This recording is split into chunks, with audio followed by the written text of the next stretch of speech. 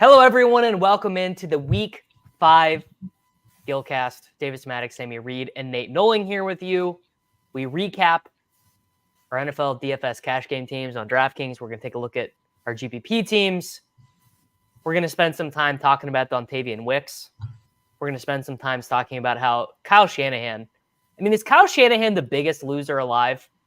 How does he consistently do this, man? You would think that Kyle Shanahan losing his kicker would make him more aggressive. You would think like, oh, I lose my kicker. I better score some tuds. I better push the ball down. No, absolutely not. I think he acquiesced to defeat the moment his kicker got hurt. I think you're right. I think it was just like, I'm throwing in the towel. Like, I can't win anymore. So I think you're right. Yeah. A really unbelievable slate where all the scoring happens in the morning, but all the chalk was in the afternoon games. Like this is how many times have we seen this dynamic on DraftKings where there's a good game in the morning, Cincinnati, Baltimore, but the later games just always it's because San Francisco is there, and I guess Green Bay on this one, and Seattle. Seattle though. The game split up has actually been good. 6-4. 6-4 was great. I've been saying I was going to do this forever. And I did a show with Peter last week, and he's like, you know what? I just go to the gym in the afternoon window. That's what I did. The noon window starts. It's 3:30 Central Time. I left. I went. I got a good lift in. I came back. I walked my dogs. I sat down, and it really did decrease the tilt. Joe King, it's funny you say this. We were literally just discussing this before the show began. We said, asked the very same question. We asked, and I think the answer is no. Well, he got there once. He got there in the showdown slate, and he kind of got there against the Vikings. Didn't he? He got exactly 100 yards and a touchdown in week 2 versus the Vikings. Isn't that right? Something like that, yeah.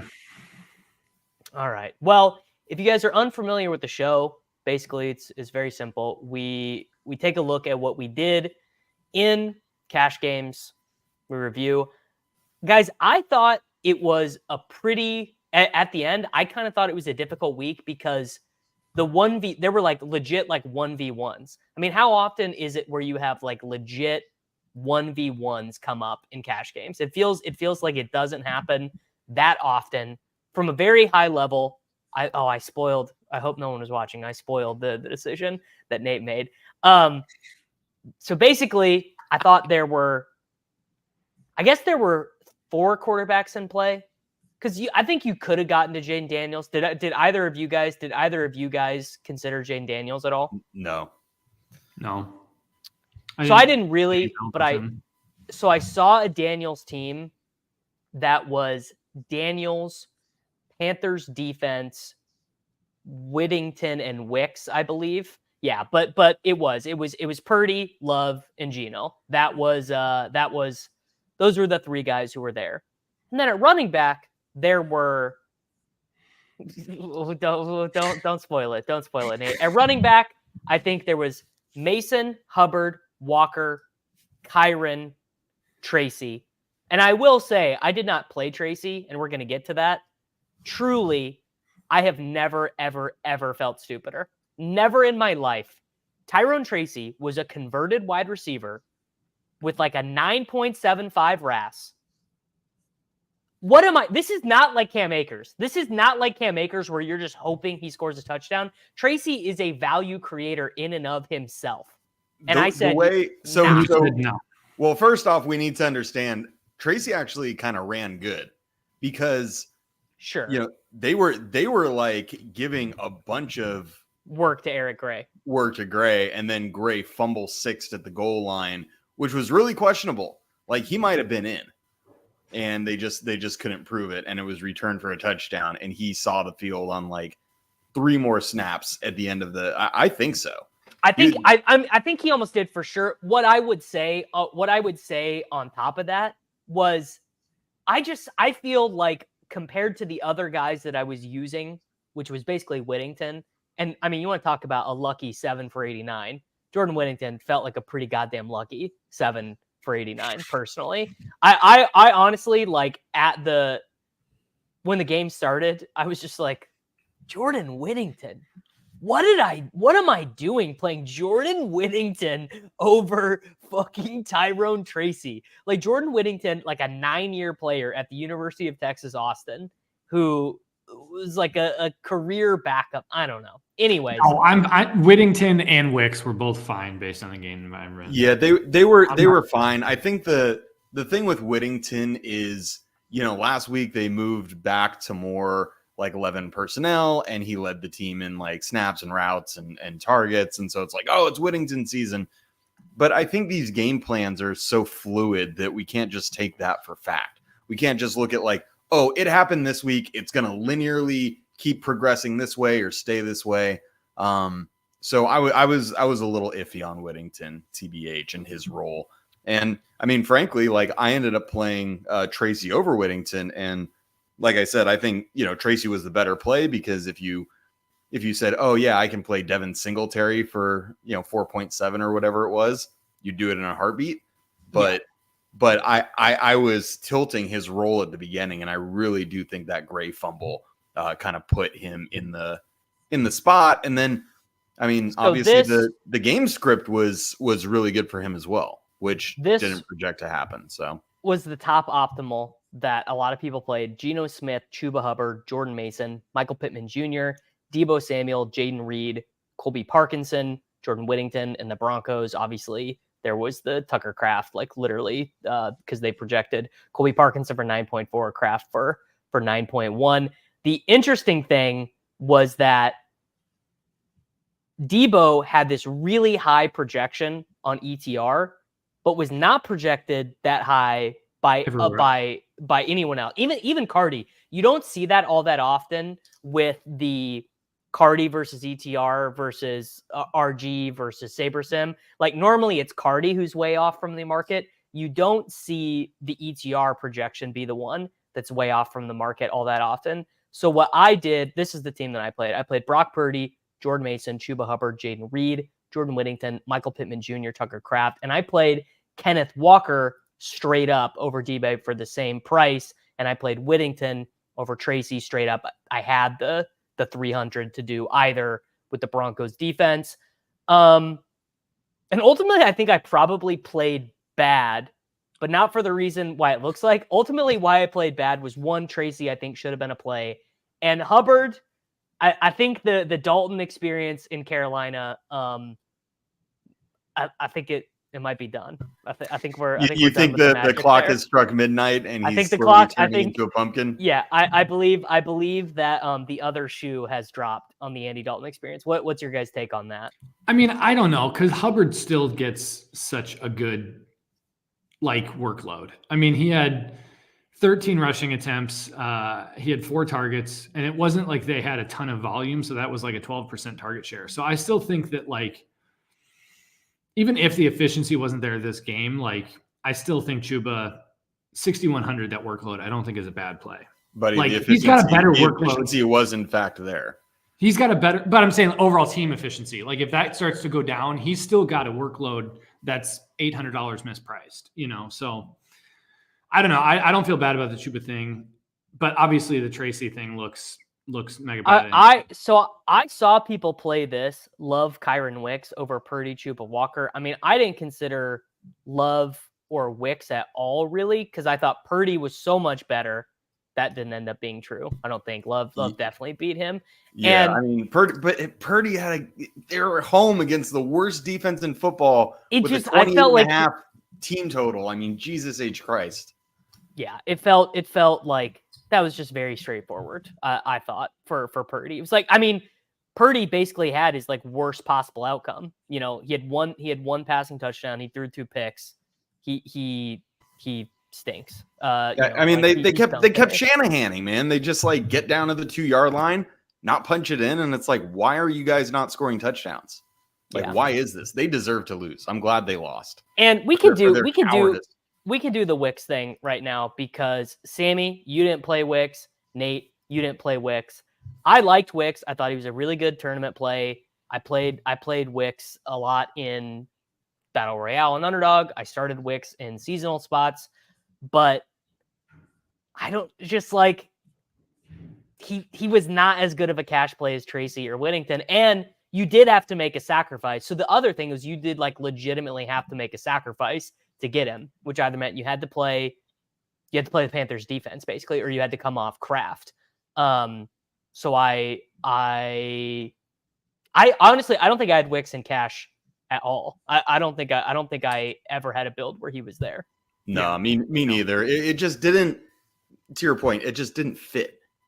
It just didn't fit. And he's, $5K. I mean, it's not mega expensive, but it's not like he was $4K, so we're like in this spot where, he can easily just like not get there. And you're paying too much for a guy whose range of outcomes is still pretty high. And I'm a huge Wicks fan like you. I have him everywhere. Yeah. Love him. Big fan. But for cash, it was just like, he was kind of a tweener. It's not even, I'm not even trying to dunk on people who played him. It was just that I didn't think, because I thought Purdy was a lock. I thought Mason was a lock. I thought Reid was a lock. I thought Pittman was a lock. I thought Kraft was a lock. And I thought one of Debo or Walker was a lock in terms of the lineup construction. So there wasn't, I did almost play Joe Flacco, and I think that would have been a Wicks lineup. I can't remember exactly how it went, but I'm pretty sure. I had Flacco like 8 minutes before lock. Why? I just don't understand why we're messing with all these jackanapeses like, Jordan Love, Brock Purdy, when we could just play a GOAT. Every fucking week at quarterback, every goddamn week, it's like, oh, you got to pay up for this guy. He's in a great spot. And then he gets outscored by a 37-year-old. Every week. Let's be honest. He's basically like a white Jameis Winston who doesn't throw a lot of picks. Like, why don't we like that? He just throws for 300 and multiple touchdowns every time he plays. He had a 25-yard run.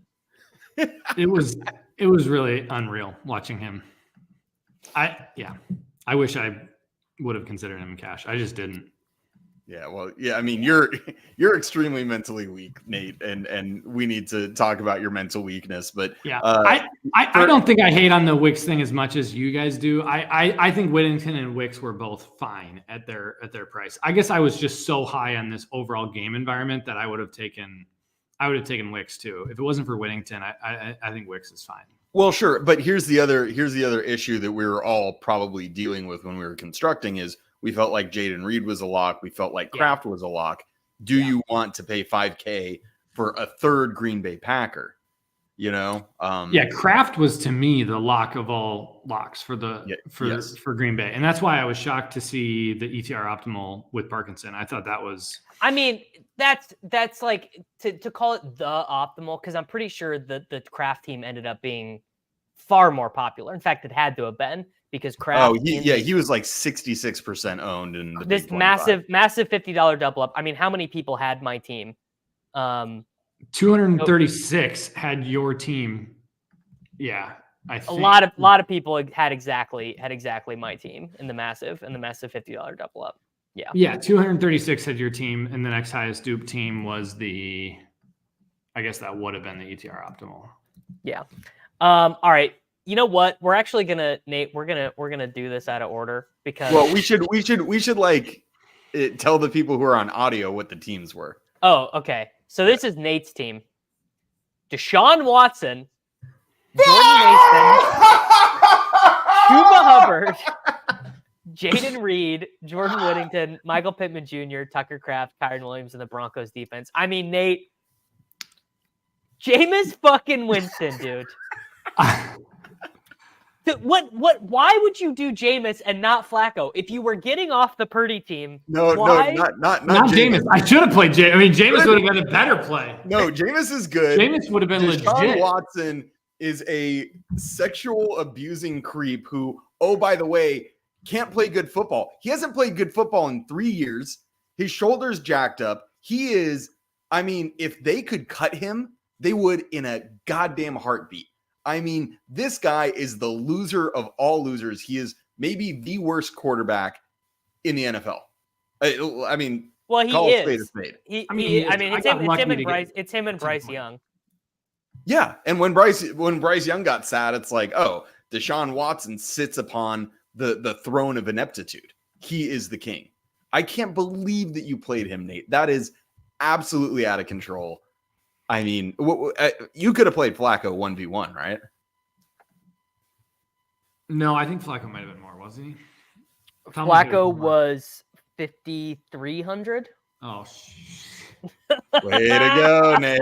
Yeah, should have played Flacco. I mean, obviously Washington has terrible defense, projected well. I just looked Deshaun Watson right in the face. I said, Njoku's back. I said, this is the spot, 5,300. I should have done Flacco. I feel bad. Nate sent us a text this morning and he goes, Njoku's back. I think that's really big for him. And I think they did a little like backside leak to Njoku like really early in the game, and he sprinted up the sideline for like 14 yards and then was literally never heard from again.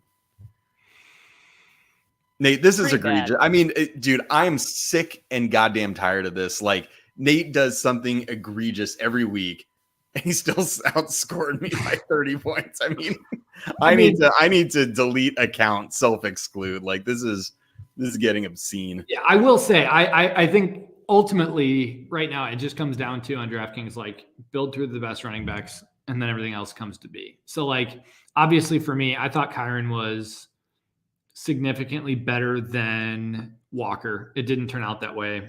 I thought Kyren was like the best running back play on the board. Then I had Mason, then I had Hubbard. Looking back, I probably would have gone Tracy over Hubbard, but I do think Kyren and Mason were the better plays. I think Walker's workload always has a potential to be a little bit thin, where Kyren is just like, Kyren's never not getting touches. And in a game environment where we were all so excited about, like, Kyren should have put up 30 here. So well, that is incorrect, but I'd also kind of push back. And you might have the numbers in front of you, so you can fact check me here. We do allow fact checks here on the GILLCAST. I mean, Walker's workload, like when he came back last Monday night, I mean, they just like made him the horse. Like Charbonnet does get some work, but no, he played more of the long down distance stuff than you think. I can pull it. Yeah, Charbonnet played way more, and I mean Walker got like 5 rushing attempts this game. It was a very weird game for Seattle where they were going to be passed. They were from behind, and so Walker legitimately got there in the fourth quarter with some lucky passes, and it was actually like lucky passes. He's not getting taken out for Charbonnet. Yeah, and that's typically always Charbonnet. Last week, Sharbs played 73% of the long down and distance, 47% of the 2-minute drill. So that's what I'm saying. Like, it's right about what I expected. So I was surprised to see him get that work in the fourth quarter, where Kyren normally. Kyren did nothing in the passing game this week. Kyren had like a 2% target share. I think Kyren had one. Well, they played Corum. Corum came in out of nowhere. Corum got rushes and targets in the first quarter for the first time ever. He had not played in the first half yet. I mean, Kyren still had 22 rushing attempts, but like, one target for Kyren. I mean, if we played this game 1,000 times, that's like got to be in the if you play the game 1,000 times, how often does Ken Walker feast on this Giants defense? Yeah, like all the time, man. Dude, Ken Walker got 8 targets. That has to be like a career high. Like, so Nate, because actually, the game script was weird, man. No. Let me actually introduce a little bit of ball knowledge to this podcast. Just like us, so it's going to be so small. But Walker is a little bit insulated from game script stuff by the fact that he's so much better of an actual football player than Charbonnet. So it's fine for Sharps to get the long down and distance and the 2-minute drill stuff in kind of a normal game. But when you are really chasing and you just need something, you have to have Walker on the field over Sharps, because Sharps is just a 0. I mean, Sharps is a total jag. Like, get what blocked. We remember in week 2 when we all played him and he had that screenplay and the defender just like touched his leg. Just like reached out and just like touched his leg and he just fell over. So obviously, yes, Walker ran hot to get 8 receptions, but 5 receptions in a game they trailed the entire way, I don't think is saying like, oh, the Walker slappies ran super hot. No, yeah, I don't think I'm not saying super hot. I just thought Kyren was a better play. I knew the field was so high on Walker after last week, and yeah, it didn't work out where the Kyron thing didn't really. So did you not consider Debo at all? No, I didn't. I mean, I saw ETR had him way projected higher, but like, no, Debo wasn't up there for me. I believe our friends at ETR, yeah, literally the number 2 highest projected score wide receiver. I mean, I considered, I had some builds with Nico that I looked at. And then I had some builds with Josh Downs, but like, I think those were the only couple other wide receivers I was looking at. It was pretty tight. I mean, I wanted Debo. I wanted Debo and ultimately sided with Walker because, you know, what's funny, really, because of like just like the larger macro narrative around the NFL being like, well, teams just run now, you know, like you just want to have running backs. So I sided that way. Do you have any other interesting observations about finding a way to fucking get there with Deshaun Watson? If anything, we got lucky with the Pittman touchdown early. I think Pittman, I mean, Downs was like, Downs is just better than him. Downs is just was a like better the football guy. player. Yeah. So. Yeah, Downs is a better football player, and I will remember that. I will big time remember that moving forward. All right, Sammy. Is Alec Pierce Sammy, the better this football team. player? Sammy, flip. Yeah, flip my I still don't understand how Sammy. So what's crazy is when you flip it over, it's not that bad. It's not like a bunch of indefensible plays. Yo, Maybe dog, DraftKings hasn't refreshed. This is a good team. I'm not apologizing. He just ran bad on every 1v1. Maybe DraftKings just hasn't refreshed, and these are like the points at halftime or something. I mean, they kind of were. You know, the afternoon games were just a massive shaft to the back end because everyone had a defensive touchdown in the first half, and it like screwed up all the game scripts. But you know, if I were going to, so what I did is I played Purdy, and then I played Walker, Mason, and Tracy because I know ball. And then I played Jaden Reed, Debo, and Pittman at receiver, Tucker Kraft at tight end, and I did not play the chalk Denver defense. I played the Panthers, and that was a huge dunk on me. But like, you know, at the end of the day, I feel great about the team. You know, the one regret I have is playing Debo. Frankly, you know, I saw the ETR projection, and I said, well, the projection's no better than me. Right. There's no. This was a nutted Debo spot. I don't think. Honestly, Sammy, I think this team is fine. I'm looking at it and I'm like, I actually think this team is just fine. Whittington had 1 catch for 7 yards for the first 70% of this game. Like he, you know, I think the idea of Jordan Whittington being a must in cash at 4,600, like, guys, Jordan Whittington is like not going to be in the NFL next year. Like he is. It doesn't matter. We're not playing dynasty. We're playing single week games, and in a game script like this, you knew Jordan Whittington was going to get touches at 40. Whatever. I knew Tracy was going to get touches. Whittington was fine, but Debo was fine. I think Tracy was a better play. You know, and I stood by that. I had the option, you know, they both played in the late game. So I was like, okay, I have the option to flip if I wanted to. But in the end, it was like, yo, I feel good about Tracy. You know, I definitely got buried. You didn't, you would have the option with Whittington. Yeah. I could have done it straight up. I mean, really where I got buried was, you know, Debo scoring 3 points. I mean, that's not great. The good thing is about Debo, even though the efficiency wasn't there, the volume was. I mean, he came in just behind Whopper. Just behind Juwan Jennings and Whopper. So, I mean, he's right there for like the 4th or 5th target on that team. So. Yeah. I mean, you know, thanks ETR, but I really, you know, I really did. I think here's the deal. I think all of this Debo stuff, like the chat's doing it too. You guys are there's nothing more middle IQ in fantasy football than being like, Debo, how dare you play Debo in the week where he gets 3 points? Because Debo has a long history of completely owning the nerds beyond ownage. And Brandon Ayuk has been brutal. Like, obviously, I do think Ayuk was a good play. Never would have played him in cash, obviously, but Ayuk was like a really good tournament play. It just, the thing was it was just a nutted spot in general.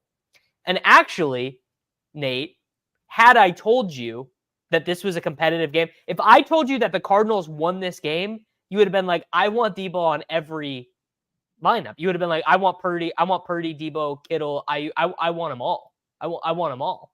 I mean, Kittle back healthy, Ayuk finally like getting stuff together after skipping off season, Mason, Juwan Jennings like legitimately getting usage. No, Juwan Jennings, enough of the Juwan Jennings stuff. We're back to Jennings being useless. Well, I mean, here's the thing. We're not. I mean, he legitimately had a 12% target share again at like a decent ADOT. I mean, 12%. Like, that's like what Jalen Tolbert gets. No, I mean, that's more than Debo got. Like, there is a lot of places for the San Francisco offense to go. And like, to say that Debo is just the guy just because he does have some unbelievable efficiency.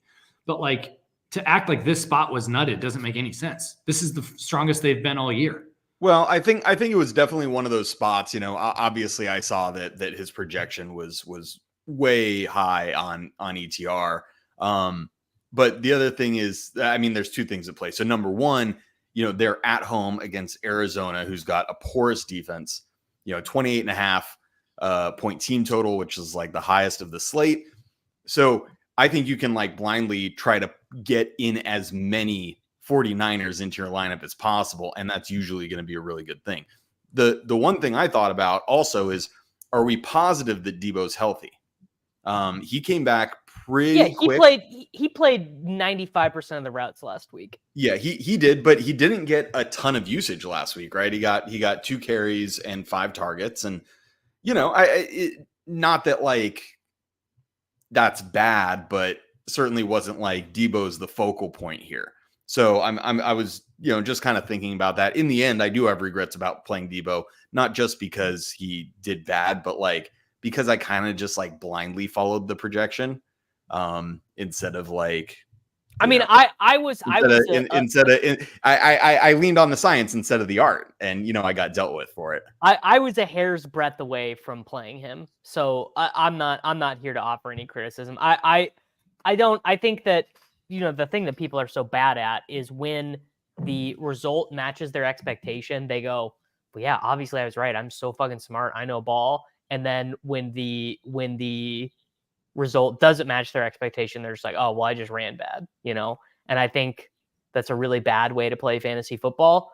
Like, Michael Pittman Jr. is a great example of this, where it's like, I think pretty clearly we can say Josh Downs should be priced more than him on this team, and everyone who played him got pretty lucky. Honestly, got lucky that he got to 5 receptions in the end. Like, yeah, he got like a big chunk. He had like 3 catches for 8 yards through like 3 quarters in this game or something like that. Yeah. So, I mean, and obviously to cap this off, where I really got buried was defense, like the chalk D smashed. And you know, Gardner Minshew, like what a butthole. Like, if dude, there's one quarter, the one that he did, the pick 6 one should have just legit. I don't know I don't remember if it was Bowers or if it was Bryant. It was Bowers. So that should have been a literal walk in, like he's untouched, dancing as he's walking into the end zone touchdown, and Minshew just airmails it to Patrick Surtain for no reason at all. That was so insane. I've never seen anything like that. There's nobody within 10 feet of Brock Bowers. Like, he's just right there. You just throw it. Like, this is like something you could throw in your backyard. Like, any one of us could have made that throw. It's like legit not hard. And he airmails it like 3 yards over his head and then back for the touchdown. And it's just like, holy crap, Gardner. Like, he deserved to get benched. And then obviously like AOC came in later and Sammy, gave up more. Now that I'm looking at your lineup, I think I do have a criticism to levy. Please. Which is that you should have thought about getting one non-chalky guy in with the Panthers having -3, knowing the Broncos D was coming. Like, you should have swapped. Yeah. You should have thought, I mean, it's hard to say a swap because you had at the end of the games you had Michael Pittman Jr. and the Panthers locked. That was it. Yep. Yeah, like you should have considered like James Conner over Walker, like something, because you needed another spot to go your way because you knew you were like 7 points behind at defense and also behind Hubbard teams too, because Hubbard teams got 18 at 6,100. I mean, that's like nitpicking a little bit, but I guess No, it's fair. They're just, people, kind of what I was saying is people play so bad in certain spots, and I just had they so do. much lineup left People to go. are terrible. And People are terrible. DST, it's like, the Panthers did really bad, but like the Broncos could have gotten -3 too. Like exactly. The Broncos were way more owned than any of us thought too. I mean, we got really lucky with Broncos. It's what happens is when Cardi, ETR, and there must be another projection source that people use a lot. I don't know what it is, but there must be another one. There must be a couple more. But when all of them have the same defense, that is when you start to see the crazy trains and the crazy ownership. Yeah. Yeah. Because they were like 40% owned in tournaments too. I mean, it was unreal. Yeah, people do this. People use just like the regular RG and the blitz. I don't know. Stochastic had the Broncos. Stochastic is pretty big. That, I think, by the way, I think Stochastic is the one that when we see stuff and we don't know where it comes from, I think that's where it's from, because we don't really interact with anyone from that kind of crew of players. So I think when we see something in cash that doesn't make sense or we didn't consider, it's from them. Okay. Let's do GPPs. So I had a pretty frustrating day in the sense that I had a lot of the nutted plays. I had T. Higgins, I had Ayuk. But then I did some really dumb, fancy shit. Like I did Bo Melton for no reason. I had a lot of Josh Jacobs. I really liked the idea of Josh Jacobs as leverage off of the Packers passing group that I thought had a pretty good chance of failing. That's a good play. Jacobs was a good play. Absolutely. But I mean, obviously, what you can see here is I didn't get all the right plays in one team. I had a Flacco. I had a Lamar and Likely. I had a Burrow and what should we run? What do the folks want to run? Nate, what contest do you have? Let's look at the SPY. I mean, the 400K SPY was one I think I saw you in. Yeah, I'm trying to. Let me find. I don't even remember which one I had in that. I was looking through ownerships on this. I liked T and Chase both, but I personally was taken back at their ownership, and looking back, I'm like, if I would have known, take results out of it. If you would have told me T would have been 13% and Chase would have been 13%, what I have played, I think both of those guys ended up way higher owned than I thought. I don't know what ETR had projected for, what did I do but with the screen, bro? Terrible. My bad. You guys didn't tell me I messed up the screen. Oh. I just thought I was being a boomer and mess something up. No, that was me. Yeah, so like when you look at T's ownership here, does that make you like take results out of it? Would you have played him again at 12%? Yeah, because T was my gold star play of the week on the show I do on Thursday with Jakob. He said he was my favorite. He was my straight up favorite play of the week, and also in a 10-game slate where there are 2 games that legitimately are unplayable, like in the sense that they don't have one play that you could get away with. I think that changes the context of what 12% means. Okay, well, let me give you some like other context. I mean, Debo was 16%. I thought Debo was going to be 30. So that I know, that's what I'm saying. That's what I'm trying to say. Of like, so if Chase and Higgins get steamed up to here, and all of these other guys that project so much better are squeezed, it ends up being like Chase and Higgins were mistakes. So even though those guys got there and Nico didn't, I mean, Nico ended up at 10% owned in this thing. He should have got there. I mean, he catches a deep bomb and then catches a bomb. Yeah. So like the wide receiver percentages that really shocked me. Nico was 10% in this. Whittington was only 15%. It was hard to get to Nico. It was a little hard to get to Nico. I had a Nico team I had 25% of him in BR, which is this was Nate. This was exactly what we talk about. The 20% Amari Cooper play. That was the people are so bad at this that they can't get out of their own way. Man, Like, I just want you guys to know I'm getting rich off Amari Cooper because every week his target line is set at 7.5. And it's just like, oh, he's going over. Like, forget about the yardage. Forget about the fantasy points. I'll just take over on targets, and he gets there all the time. Yeah, Amari 20%, and then Henry was 27%, which feels insane to me. I mean, Henry being more than Kyron, like, that's awful. That's awful. People in my chat this morning were like wanting to play Henry in cash. I didn't consider Derrick Henry in any format of fantasy this week at all. He was like the worst play on the board. And then this Eric All came in at like 13%, which is awful for time. That is so funny. I played a Gesicki team. Eric All being 13% is truly hilarious. Yeah. So my guess is, Davis, when you sim this in like the solver post stuff, I'm typing it in right now. It's probably not going to be super hot because of the steam that you caught on Higgins. So this team, I basically I opened up, I was doing a bunch of teams in the solver this morning, and basically this team, I was like, you know what? I'm going to try and get all my favorite plays in one lineup.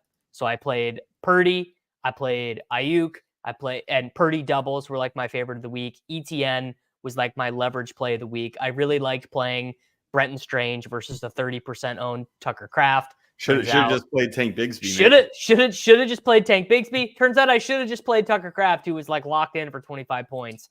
And then Panthers defense, it's not great. It's not great to have played the Panthers defense. This was in the Big Spy. If I remember correctly, it simmed out at about 25% ROI. I don't think it simmed super well, and I don't think it's going to sim that well now with the actuals in. Does the sim take the Stephon Diggs revenge game into account at all?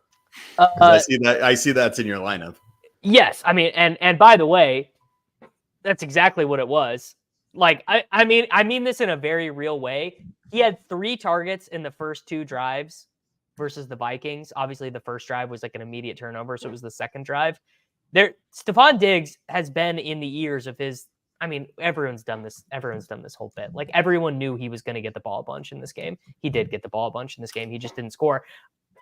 I would only say this 37 minutes into the show. Is CJ Stroud a little secret mid right now? Is he secretly not really playing very well? Yes. I mean, I wouldn't say secretly. Anyone who has him on a fantasy team knows he is not. If Nico, let's say Nico doesn't play for 4 games, what is the public opinion of CJ Stroud after those 4 games? And public, if Nico's not playing, I mean, not great. Yeah, he's a Collins. I don't actually believe this, but I am starting to be like, all right, enough of playing CJ Stroud doubles every single week. That's the other thing. So there's no run game. I mean, Dare Ugumbawale was the starting running back for them today. Very funny that Akers scored. Yeah. But, dude, and Dare got work. Yeah, they kept checking down to him. Checking down to him. Mad work, because he kept the passing role, and then he got more rushes than Akers, with predictable results. I mean, Ugumbawale couldn't do squat on the ground. But I think the thing we also need to consider is how good would Stroud be doing if Diggs wasn't on this team? What if it was just Nico himself? It's that. So Sammy, that's very real. That's having to know I gotta keep my boy Diggs happy. It can't be good. It definitely can't be good, right? And Diggs is pretty dusty, man. It feels like Diggs is. No, he's pretty good. He's not dusty. Diggs is still great underneath. It's just that Nico opens up those. Score. Yeah, Nico just opens up those long balls. But yeah, I mean, Stroud has not had a great year from any efficiency metric you look at. He's middle of the pack to below middle. I mean, he's right there with Geno Smith, Kirk Cousins, and Daniel Jones from any of the advanced EPA per play, completion percentage over expected, stuff like that. He's Padres. Sorry, just went up 3-0. David Peralta who you guys might know from 12 years ago. I really do remember him. Yeah. Nate, how did this stuff sim out in? How did this team sim out in your stuff? This team simmed out okay. It really liked the Debo ownership came well in your favor. What about 3% of a guy I'll never play again? ETN. The T thing is where you get dinged the most in this stuff. It looks at T as a pretty bad play just based on that level of ownership. It just doesn't know it was T week. Like you didn't. You have to press the button that tells him it's T week. Yeah, I mean, I also like Chase too, but then when I saw Chase's ownership, I'm like, holy crap! Like, I'm glad. I need this sim. I need the sim to give me credit for nailing Ayuk and T. For just knowing it's T week and for knowing it was Ayuk week, for knowing it was Purdy double week, bro. I mean, that's the thing. It's the sim only knows like what you have inputs for, so it's going to have. Sims are so fucking low T. And I did want to make a point on this. So obviously it's not true that this is not a series product and we shouldn't do this analysis. This is wrong. Here. So it's wrong, but it is directionally accurate in that there's something that the sim is missing by placing 5 guys on a team together, and it's saying that it sims out well. Like it's not representative of how you should be playing in these contests. And I guarantee that if like Nerdy Tenor or someone let me spin through their sims, it would not be giving me 5-man 49er stacks as plus EV in the SPY. I mean, it's basically saying that like 1 or 2% of the time the 49ers put up 49 points. Imagine the Buccaneers Falcons game was on the main slate, right? That was as good. Kirk Cousins threw for 509 yards, and 5 guys didn't get there. 4 guys didn't even get there. 3 guys got there. 509 yards and 3 guys got there. I refuse to think that these 4-man, 5-man stacks are good. But yes, so this is true to this point. The sims are onto the fact that people are understacking rather than overstacking. That is, I think, direct. I think the solver is directionally accurate, but I don't think that you need to be doing. Would Ray would not have gotten there in this slate. Ray would have lost. Ray would have lost to Tracy. So it would not have mattered. Anyway, Sammy, what team would you like to? Yeah, Sammy, you had a good team in here. All right. We'll do my SPY team here. Shoot, what was my SPY team? Okay, I did Black Purdy, Kenneth Walker. Yeah. Oh yeah. I mean, you can say it. Yeah, I have so Purdy, Ayuk, and Jordan Mason. So I did like this. I did like if you weren't going to be playing Debo with Purdy. I thought this was totally fine. Yep. Ken Walker and Chuba Hubbard. Got it. Dontavian Wicks. You know ball, bro. I know ball, yeah. 7 targets. It's lit. Brian Thomas Jr. Yeah, this was the play that I think I only played him on one team. I really felt stupid for not having him on like every team. Yeah.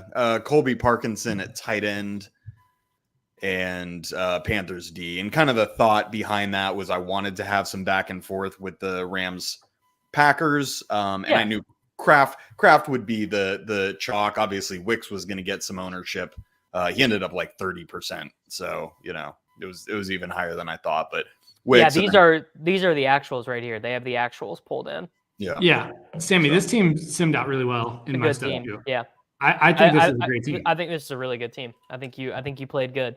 The only thing that hurts really on this team is that Brian Thomas came in again with a bunch of steam. So Brian Thomas came in at like 18-19% in this contest, which was a bummer because he was such a good play. So it is hard because like he is a good tournament play, but when he comes in at 19%, he's not. Like when you can get Debo or other guys like that who just project so much better and for lower ownership, it becomes like this meta that it's like, oh no, he wasn't a good play. But overall, my thoughts on 30% Wicks are that it's probably not great. Yes, not great. Not great at all. So we should have known because he went for like 50% fab.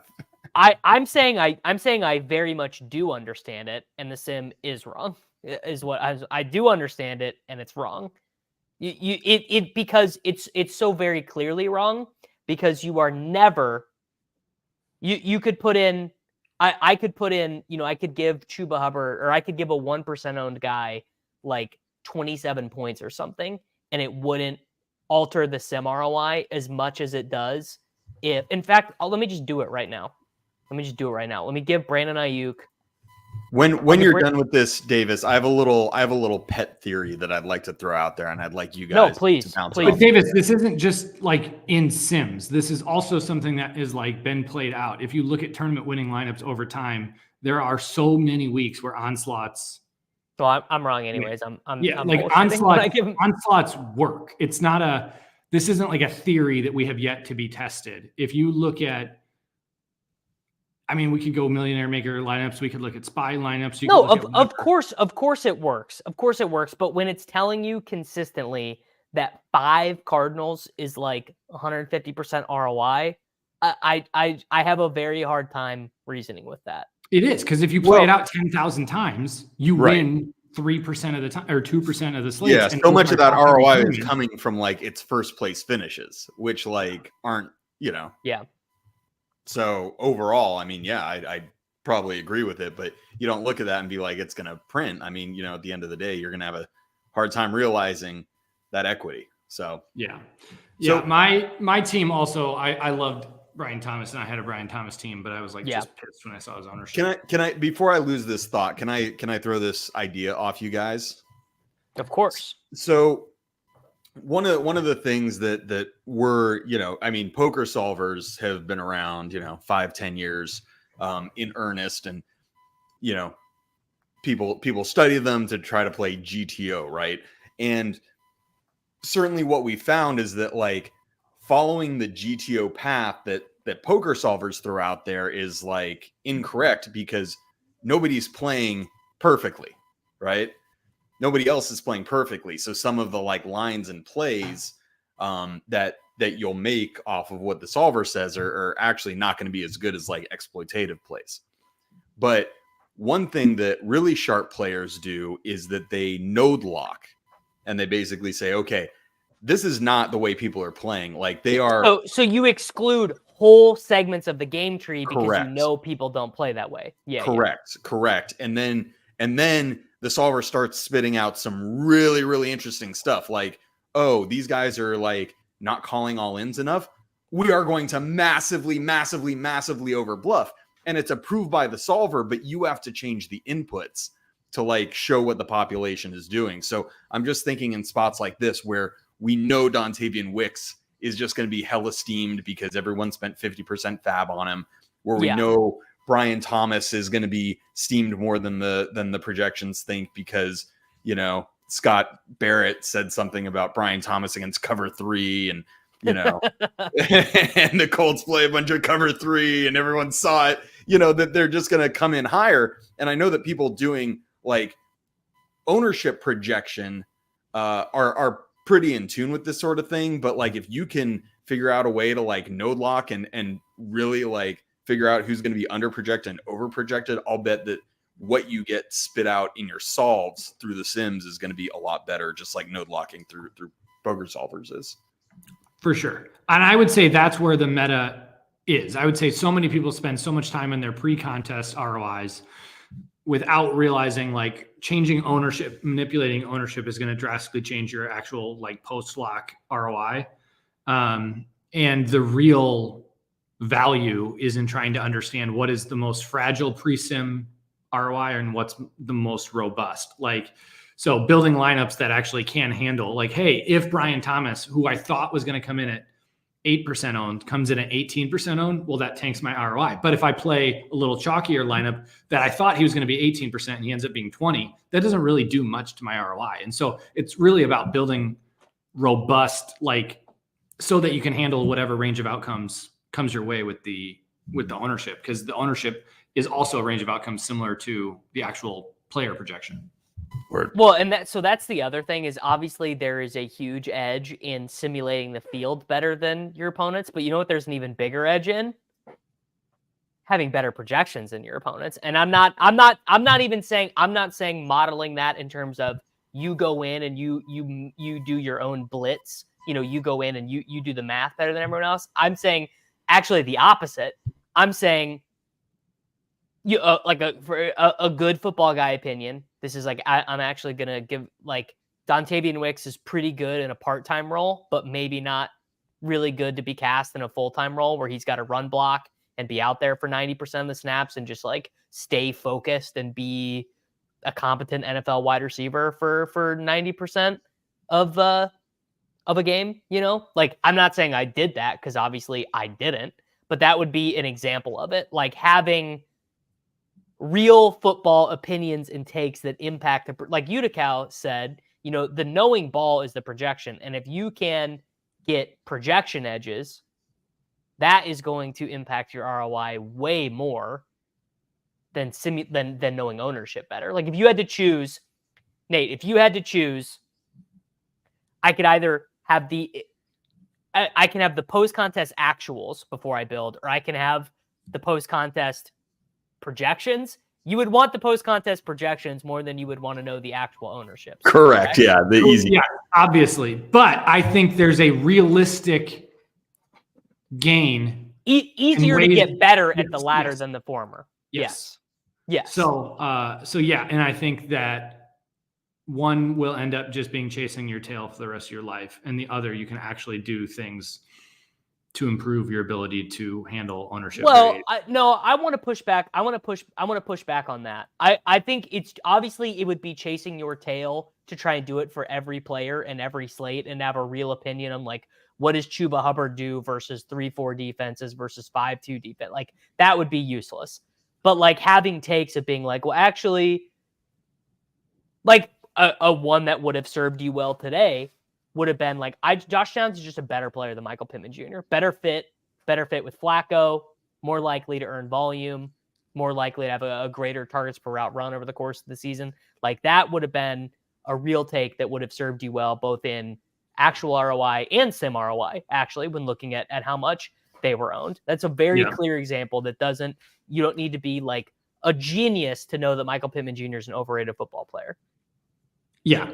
I would say, those edges are much more realistic to capture. I just think when you're talking about the entire player pool, ownership is, if you spend your time getting that right, you're going to. Well, you can create a process to do that. Like if it's feasible for, I mean, not for me, I'm not going to do it. Michael Leone does a great job and I would never criticize him on that. All right, Nate. Let's finish it up with did you get 7 49ers in a lineup? Did you work Charlie Werner in? You have any Deshaun Watson doubles that we can? No, I actually, this was like a game stack. So it was a Trevor Lawrence, Brian Thomas with both Pittman and Downs on the bring back. I think I like this right now. Where's it going? Because right now it's good. Okay, well, it's just going chalk to finish it out. So I felt like I had Lawrence projected for like 5-6%, and then I had Thomas for like 8%, and I was like, this will be unique. I fade the Flacco because I have Lawrence, and so I just build out chalk the rest of the way. Felt good about it. So I had Mason, Chuba, Tucker Kraft, Kyron, and Brown's D to finish it off. Hubbard, Kyron. Wow, Brown's D against Daniels, huh? Yeah, I mean he's gonna slip like the way he plays. There's going to be games where he's going to like. Yeah, I don't think that's bad. Obviously, Daniels is goated. Don't get me wrong. He's still a rookie quarterback. He will have some tough days. Yeah, and this didn't turn out great because of the Brian Thomas. This didn't sim out great in post because of the Brian Thomas stuff. But overall, I still felt good about this. No, this is a perfectly cromulent team. I got no issue. I really hate when you have just really good team. This was in this big spy. Yeah, I did go weird in the Wildcat. I guess we could sim that team. I bet this team was terrible. Yeah, let's do that. Also, the people love no one wants you to have like a perfectly cromulent team that finishes 43rd. People want you to play the worst dog shit they can imagine, but show it with a good sim ROI. Okay, so here it is. Started off with James Cook in the early because I was going pretty chalky with the rest of the lineup. I actually liked Cook. Liked Cook. Yeah. So I went Cook, and then you're gonna love this. Jordan Love, Jaden Reed, Dontavian Wicks, Tucker Kraft, Josh Jacobs, and Jordan Whittington. Oh my god. This is gonna sim so hot. Say the line, Bart. And then Broncos D. Wait, hold on. What running back and what flex and what D? Broncos D. Kyron, Cook, Jacobs is my running backs, and then Reid, Wicks, Whittington, Kraft. I'll just say this: never in a million years, even if you paid me, if you free rolled me, I would not have played this lineup. Let's see if 137% ROI. Probably. Gonna sim so good. Yeah. No, see, it doesn't. And the reason why it doesn't, just insane chalk, like chalk beyond chalk. Yeah, Cook is the only one there who didn't get steamed. Yeah, I don't know how I feel about this team after looking at it. I do know that I think there is a way to play chalk that gets you unique, and I think this is one way to do it. I don't know if this is the best way to do it, so it certainly is one way to do it, Nate. Yeah. And Jordan Love came in way higher owned than I expected. So overall, this did not sim out super well. How did you think that was going to work, though? That is a very clear example of if everyone loves Reid, everyone loves Wicks, everyone loves Kraft. How did you think you were going to get away with Love? And Draft Sheet made a great tweet today, which people might have missed, but he said, how did Jordan Love miss his best 2 targets and his ownership percentage went way up? Yeah, because people just play quarterbacks in stacks and they don't think through the exactly. That's exactly how. Yeah. So yeah, this is my gal brain team that didn't get there obviously and didn't feel good. So that was a Wildcat team down the drain.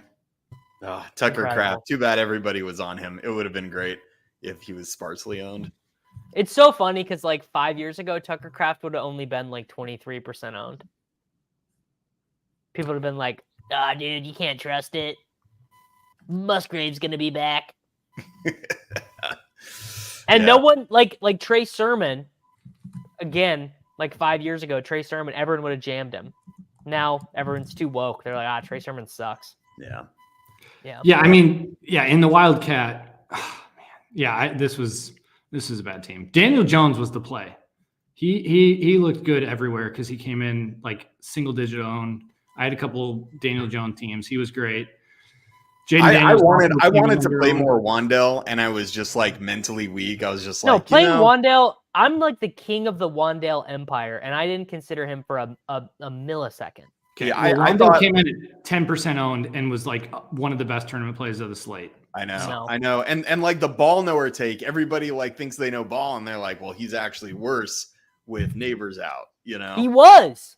And I mean, the actual play was Slayton. Slayton is Neighbors. Slayton. If you just Galbrain it and you're I would pay $4,400 for Malik Neighbors, so why don't I do it for Slayton? It's Slayton's the product of Daniel, or Neighbors is the product of Daniel Jones. I mean, at the end of the day, the play was just anyone from Cincinnati, Baltimore.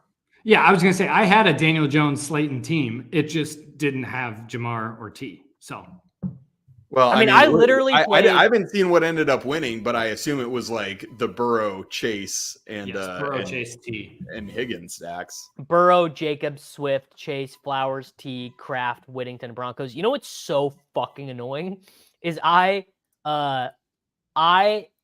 played a lot of Isaiah Likely relative to the field, and it didn't even matter. Get a literal 1% owned tight end, and it just doesn't. Who scores twice, and it doesn't matter. Yeah, because Tucker Kraft. The stuff I have access to doesn't have field size for the Millie Maker, and also it would probably sim bad. Whatever won the Millie Maker probably wouldn't even sim that good. Yeah, the Millie Maker is really hard to sim. It's, I mean, that big of a contest, it's very difficult to like project fields that, and then even just computationally to run sims on a field that large is really hard. And then all that's going to Anything happen over is going to 100,000. sim bad, and we're going to be like, look at this idiot, who won $1 million. Unbelievable. I mean, you know what's crazy is this lineup is just like pretty normal. Just like a pretty normal lineup. Wait, what was this in? Is this the? This was the big spy winner. Yeah, the big spy actually did okay. Normally, you look at the top and it's like, oh, they're not normally like a positive ROI team that actually takes it down. But this one I think was. Let me check. Yeah, Burrow double Yeah. with a Zay bring back. Second chalk running backs in Jacob Swift. You play Whittington instead of Tracy, and you play the chalk defense. Simple. Yeah, it was a good team. Simple. All right, boys. That should wrap us up here. That's the GILLCAST. We laughed, we cried, we learned a little bit about playing DFS. A lot more people are watching than normal because the Dallas and Pittsburgh game is delayed. Oh, so I thought you tweeted something about Nate playing Deshaun Watson in cash and the people came. I did, but it's actually very funny. So I looked at this and I was like, God, like when we start out, like 300 people are watching. And then by about halfway through, by the time we get to the GPP lineups, everyone tunes out. And I thought it was because everyone hates the GPP stuff, but it's actually not. It's because right about the time that the game starts is when we get into the GP. We get to it. So then I looked at how people watch it on replay, like when they watch it on Monday morning or whatever, and the retention time is the same. So we were blessed. We were blessed by the football gods tonight. Everyone, I appreciate you. We all appreciate you. If you're listening to this on the rotogrinders fantasy football feed, you can watch this live on YouTube on Sunday nights. If you want to see what Nate's face looks like when he tries to explain why playing Deshaun Watson was a fine play. We really didn't give him enough shit for this. I apologize to the people. I thought he would have lost. Like when I pulled it up, I was like, I expected him to be the bottom man. He still won. Yeah, of course. Buried me with Deshaun Watson. Really unbelievable. All right, I will be back. I'll be back tomorrow afternoon. And we will all be back together next Sunday night. Enjoy yourselves. Have a great